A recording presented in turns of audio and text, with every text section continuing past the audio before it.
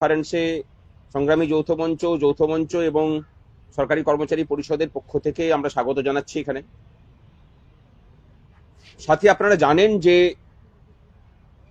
দীর্ঘ আইনি লড়াইয়ের পরে এই রাজ্যের কর্মচারী, পেনশনার এবং শিক্ষক শিক্ষিকাদের যে বকেয়া মহার্ঘ ভাতা 1 এপ্রিল 2008 থেকে 31 ডিসেম্বর 2019 এই সময়কালের মধ্যে পঞ্চম বেতন কমিশনের যে বকেয়া মহার্ঘ ভাতা ছিল, সেই নিয়ে বিভিন্ন কোর্টে লড়াইয়ের পরে মহামান্য সর্বোচ্চ আদালত অর্থাৎ সুপ্রিম কোর্ট রায় দেয় যে মোট যে বকেয়া তার 25% এক্ষুনি মিটিয়ে দিতে হবে এবং বাকি 75% সেটা কতগুলো ইনস্টলমেন্টে কখন কখন দেওয়া হবে তার জন্য একটা 4 সদস্যের কমিটি সুপ্রিম কোর্ট ফর্ম করেছেন। তারা বিচার করবেন এবং তারপরে 6 মার্চের মধ্যে তারা রিপোর্ট দেবেন। 31 মার্চের মধ্যে তার ফার্স্ট ইনস্টলমেন্ট দিতে হবে। এই প্রেক্ষিতে আমরা জানি যে প্রায় 10 লক্ষাধিক কর্মচারী, শিক্ষক এবং পেনশনার আছেন, তাদের প্রত্যেকের হিসেব কষতে গেলে যে পরিমাণ সরকারি তৎপরতার প্রয়োজন, তার অর্থের সংস্থান করার জন্য যে বাজেটে অ্যালোকেশন রাখার প্রয়োজন, দুর্ভাগ্যের বিষয় যে আজকে প্রায় 14 দিন অতিক্রান্ত হয়ে যাওয়ার পরেও সরকারি তরফে আমরা সেরকম কোনো সদিচ্ছা এবং পদক্ষেপ দেখতে পাইনি। তারই প্রতিবাদে আমরা কর্মচারীরা নিজেদের সমস্ত রকম দলীয় ঐক্যের দলীয় পরিচয় ভেঙে শুধুমাত্র বঞ্চিত কর্মচারী এই পরিচয়ে ঐক্যবদ্ধ হয়েছি এবং বাধ্য হচ্ছি, অর্থাৎ সরকার বাধ্য করছেন আমাদেরকে পথে নামতে। এই পথে নামা শুধু নয়, আমরা প্রথমেই বলে রাখি যে সরকারটাকে অচল করার দিকেই কিন্তু কর্মচারীরা যাচ্ছেন। শুধু একটাই কথা বলার, যে কোনো একটা কারখানাতে যদি 100 জন কর্মচারী থাকেন, তার মধ্যে যদি 40 জন স্থায়ী কর্মী হন এবং 60 জন যদি অস্থায়ী কর্মচারী হন, কোম্পানি যদি সেই 40 জন স্থায়ী কর্মচারীকে অর্ধেক বেতনে কাজ করায়, তার সাথে পাল্লা দিয়ে কিন্তু অস্থায়ী কর্মচারীদের বেতনটাও কিন্তু অর্ধেক হয়ে যায় বা তার থেকে আরো কমে যায়। এরই প্রতিফলন আমরা পশ্চিমবঙ্গের বিভিন্ন ডিপার্টমেন্টে শুধু নয়, সর্বক্ষেত্রে দেখতে পাচ্ছি। অর্থাৎ ডিএ এর এই যে লড়াই, সেই লড়াইটা শুধুমাত্র কর্মচারী পেনশনারদের লড়াই নয়, বরং আপামর পশ্চিমবঙ্গবাসীর লড়াই। এখানে এটাকে মাথায় রেখে আমরা আগামী 26 তারিখ সমস্ত কর্মচারীদের পক্ষ থেকে ধর্মতলায় জমায়েত হয়ে এক মহা মিছিলের ডাক দিচ্ছি এবং সেই মিছিল কালীঘাটের দিকে যাবে। ধর্মতলা থেকে আমরা ডাক দিচ্ছি যে কালীঘাট চলো। অনেকে হয়তো বলতে পারেন যে কালীঘাটের দিকে যাওয়া কেন? আমরা মনে করছি যে সুপ্রিম কোর্ট রায় দিয়ে দেওয়ার পরেও মাননীয় মুখ্যমন্ত্রীর যে বক্তব্য এসেছে যে এখনো পর্যন্ত নাকি এটা আদালতের বিচারাধীন বিষয়, সেটা সাংবিধানিক পদে বসে থাকা কোনো মুখ্যমন্ত্রীর কথা হতে পারে না, সেটা কোনো দলীয় কোনো পদাধিকারীর তার কথা হতে পারে। তা আমরা মনে করছি যে দলীয় পদাধিকারী যেহেতু কালীঘাটে থাকেন, তাই কালীঘাটের দিকে যাওয়াটাই সমীচীন। কারণ তাকে জানানোর প্রয়োজন যে আদালত কিন্তু তার চূড়ান্ত রায় ঘোষণা করেছে, সেখানে আর কোনো কিছু বিষয় বাকি নেই, তাকে মেটাতে বলেছে। এইটাকে কমপ্লাই করতে হবে এবং আমরা এই 26 তারিখের মধ্যে দিয়ে সরকারকে এটা জানিয়ে দিতে চাই যে সরকারটা তুমি চালাতে পারবে না। যদি প্রয়োজন পড়ে এই যে যুবসাথী সহ বিভিন্ন প্রকল্প চলছে, এই প্রকল্পগুলো কিন্তু ব্যাহত করার দিকে আমরা যাব। কারণ আমরা যদি আমাদের অধিকার ফিরে না পাই, তাহলে এই সরকারের যে পরিষেবা, সেই পরিষেবাগুলোকে ব্যাহত করার জায়গাতেও কিন্তু সরকার আমাদেরকে যেতে বাধ্য করবে। আগামী 26 তারিখ 12:30টার সময় মেট্রো চ্যানেলের কাছে আমাদের জমায়েত হবে এবং সেখান থেকে মিছিল যাবে কালীঘাটের দিকে। বাকিটা বিশ্বজিৎ দা বলবেন, যৌথ মঞ্চের কনভেনার। সেটা সেই দিনে ঠিক হবে পরিস্থিতি দেখে। আমরা তো কালীঘাট চলোর ডাক দিয়েছি। নমস্কার। সংগ্রামী যৌথ মঞ্চের অন্যতম আহ্বায়ক ভাস্কর ঘোষ তিনি বলেছেন যে আমরা রাজ্যের কর্মচারীরা, শিক্ষক মহাশয়গণ, শিক্ষাকর্মী বন্ধুরা সমস্ত অংশের এই যে রাজ্য কোষাগার থেকে যাদের বেতন হয়, তারা একত্রিত হয়ে আগামী 26 তারিখ 26শে ফেব্রুয়ারি আমরা কালীঘাট চলোর আহ্বান রাখতে বাধ্য হয়েছি। কারণ আপনারা দেখেছেন যে গত 5 তারিখ মহামান্য সুপ্রিম কোর্ট সুনির্দিষ্ট নির্দেশ দিয়েছেন রাজ্য সরকারকে যে 25% ইমিডিয়েট পেমেন্টের জন্য। ইমিডিয়েট মানে অনন্তকাল চলতে পারে না। আবার 25 তারিখেই রাজ্য বাজেট পেশ হয়েছে, সেই বাজেটে সেই কোর্টের নির্দেশ সেটার বিষয়ে একটি কথা উল্লেখ করা হয়নি।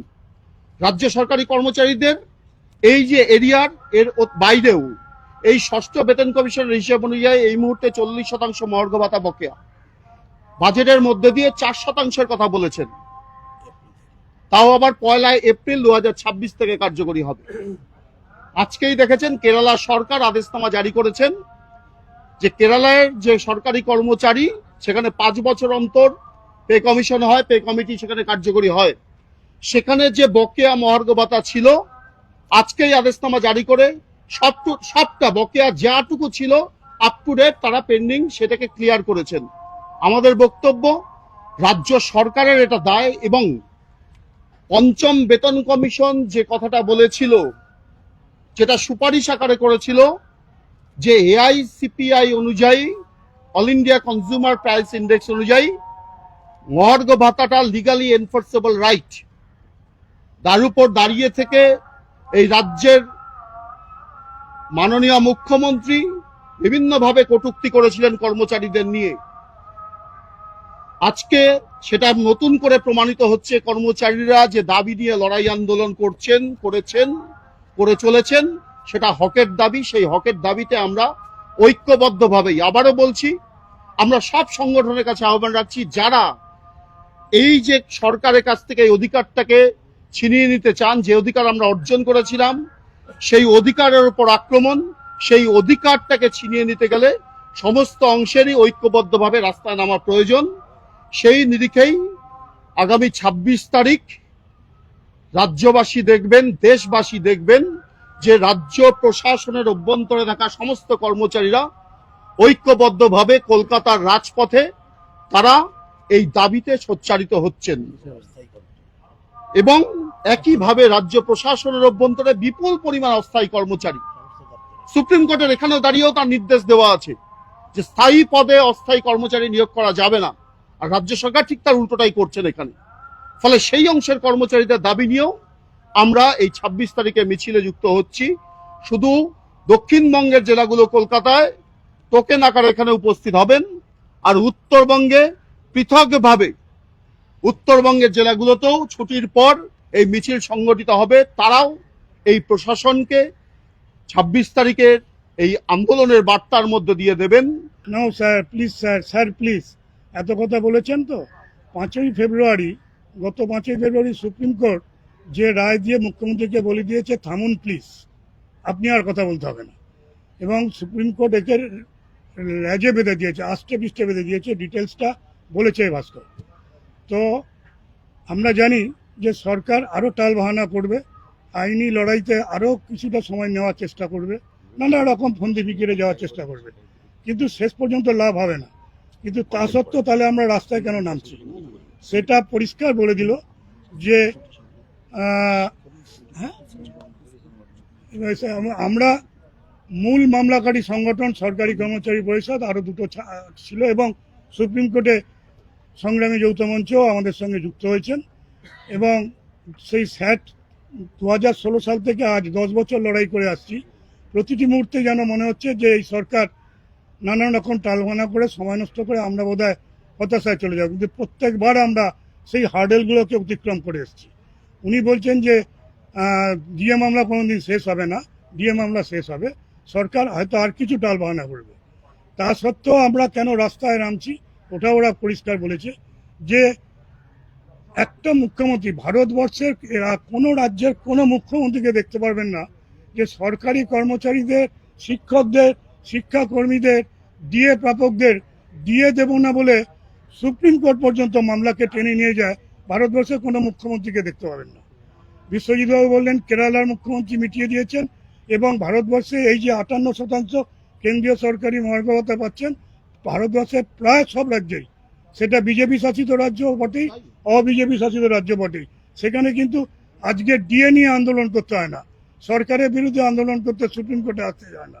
এবং অষ্টম বেতন কমিশন যেমন কেন্দ্রীয় সরকার গঠন করেছেন, আসামে বিজেপি মুখ্যমন্ত্রী ডক্টর হেমন্ত বিশ্ব শর্মা অষ্টম বেতন কমিশন গঠন করে দিয়েছেন চাপে পড়ে। যেহেতু এই যে সপ্তম বেতন কমিশন সরকার বাজেটে বলেছেন কিংবা যা দিচ্ছেন, এটা শুধুমাত্র আইনি লড়াইতেও নয়, রাস্তায় নেমে আন্দোলন হচ্ছে বলে এইটুকুও দিচ্ছেন, নাহলে এইটুকুও উনি দিতেন না।